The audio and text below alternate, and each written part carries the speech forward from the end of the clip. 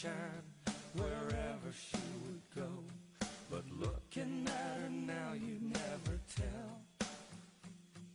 Someone ran away with her innocence. A memory she can't get. A 16-year-old now just sobbing in court. Regardless of what big football players they are, they still sound like 16-year-olds. At the initial party, and her friend said, "Don't go any farther, stay here," and she went like this. That shows she knew what she was doing. Teresa Justice has followed the trial at work in this Steubenville laundromat. She's a lifelong resident of this old steel town where football is king. This could have happened anywhere, you know, anywhere. But we do pride ourselves on football Friday nights.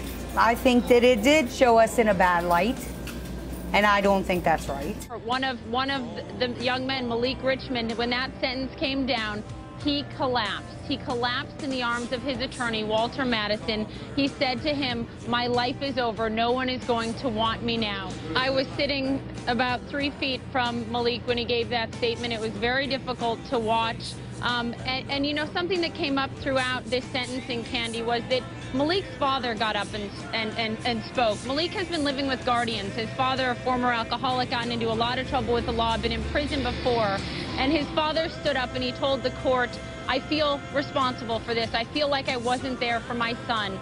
And before that, he came over to the bench where his son was sitting. He approached him, he hugged him, and he whispered in his ear. And Malik's attorney said to us in the courtroom, "I have never heard Malik's father before say, 'I love you.'" He's never told his son that, but he just did today. But for these two young men, if they are convicted of rape, they will be registered sex offenders for the rest of their lives. So where they can live, who they can associate with, what universities they may or may not get into, what professions they will be able to go into, will forever be dictated by this verdict.